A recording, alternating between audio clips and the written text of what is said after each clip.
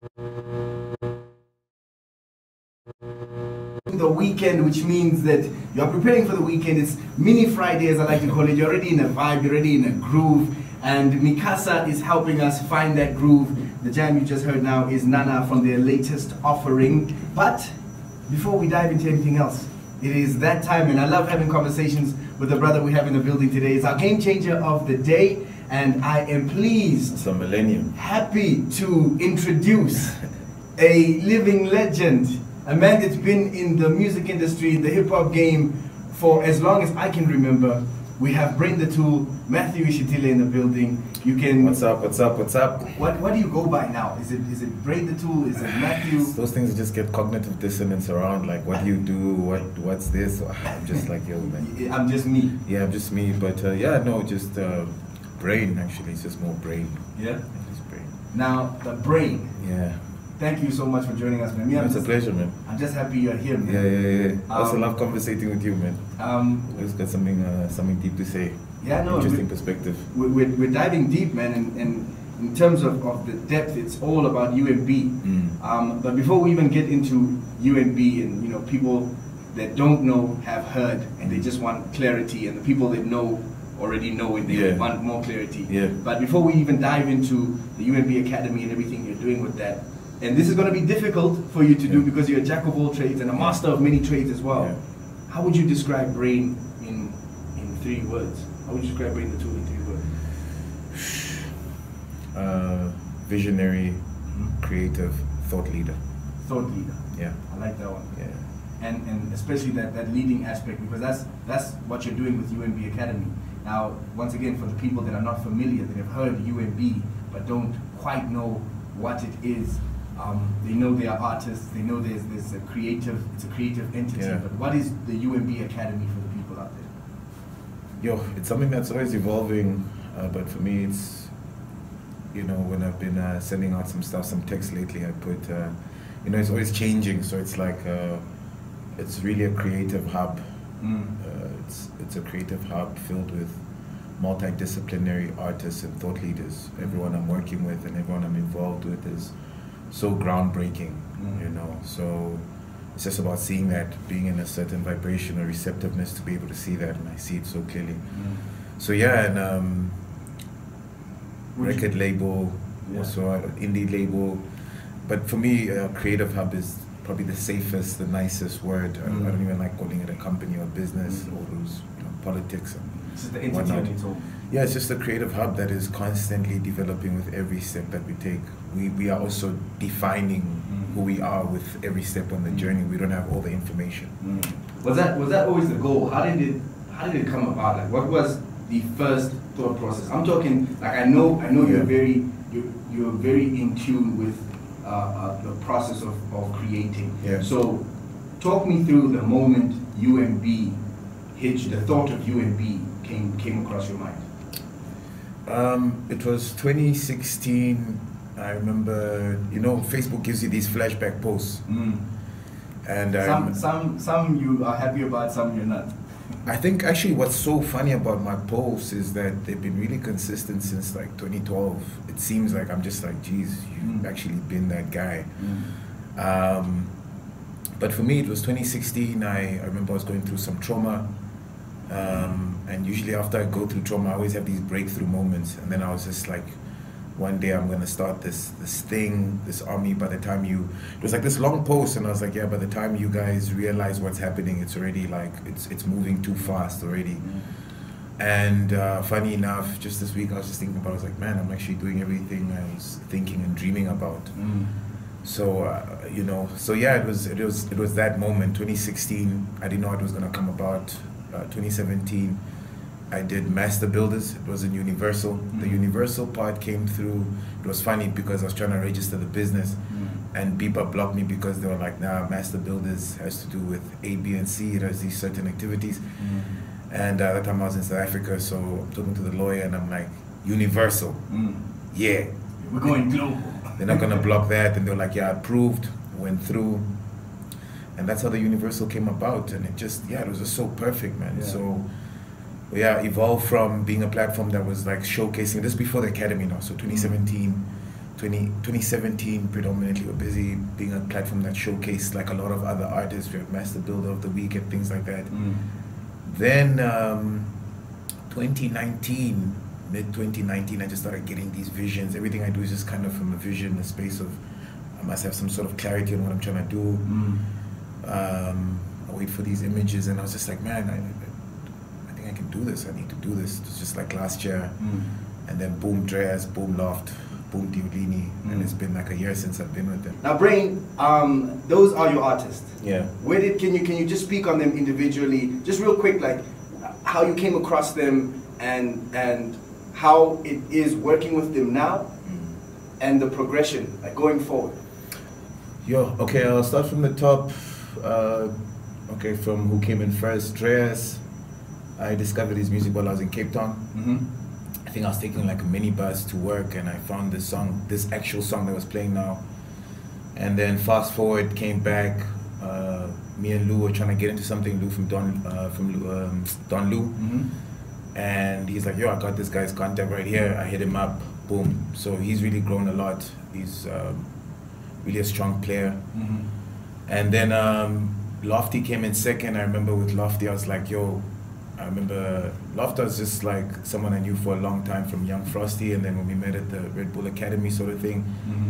That's when he was like grown, so I'm also seeing him like, yo, you out here. Yeah, so it was like big brother. Yeah, so I had a lot of, I still do have so much respect for him. He's one of the closest people in my life, and I remember that time I said to him, man, if I get 100K, I'm gonna sign you.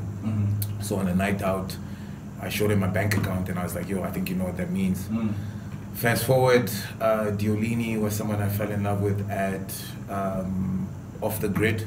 I remember the first show.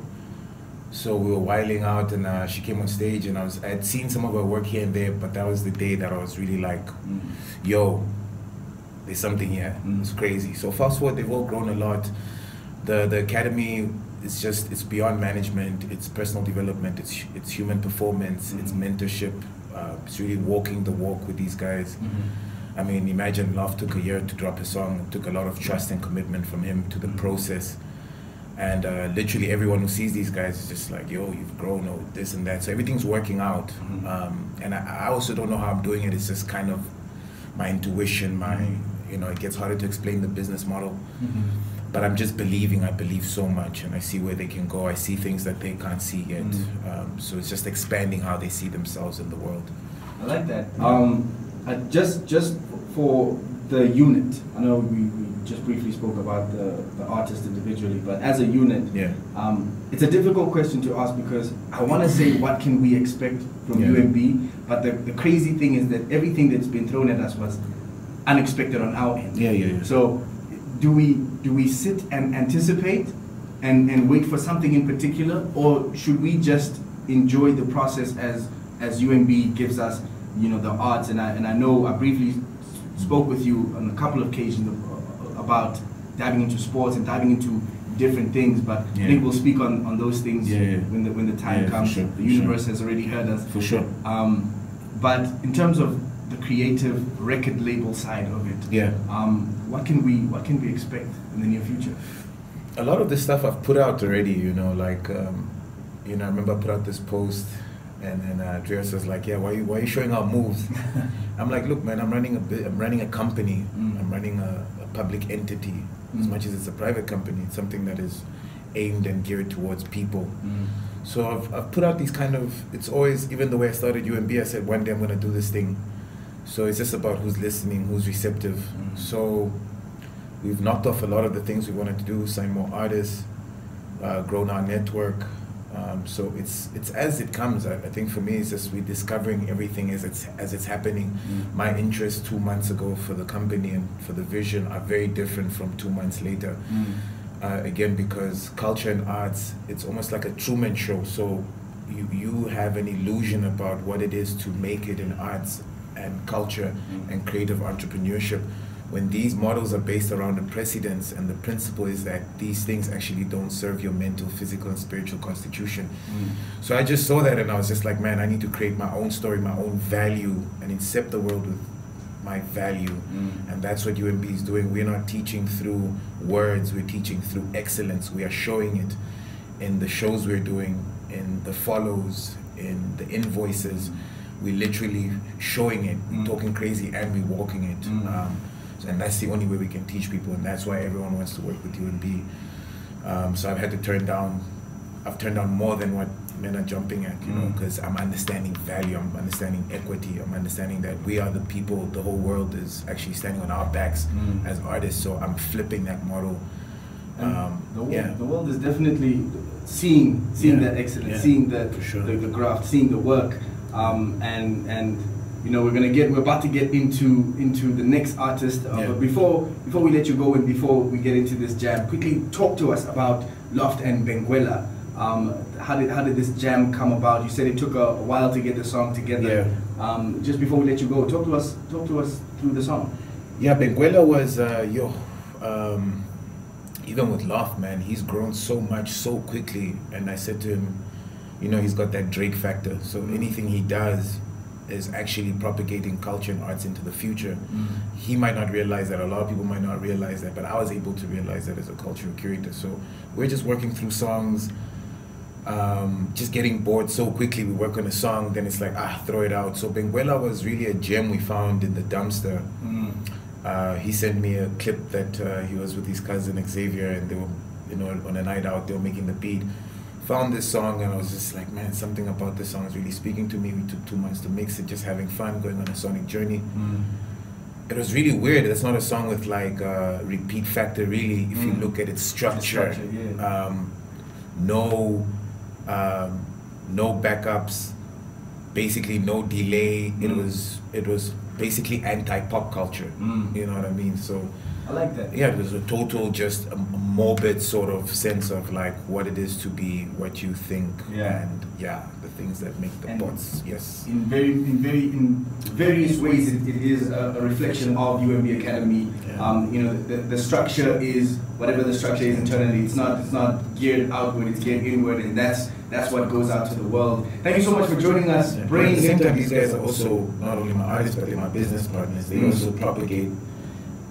They also propagate the agenda into the future. They are also the testimonial for other kids to be like, yo, if you can come through here and do this, I can come through that. And it's an academy, so it's much bigger than us. Our focus is really on the country. So yeah, I just wanted to put that out there. They work also so hard in pushing the thing forward. And we're definitely hearing the work, we're definitely hearing the time, the 10,000 hours. We just listened to Dreas and Diolini on 4. We're about to get into Loft and Benguela. It's the UMB Academy, Brain the Tool in the building, our game changer. Thank you so much, today. Thank you so much for joining us, and we'll definitely be catching up as you dive into the universe a whole lot more.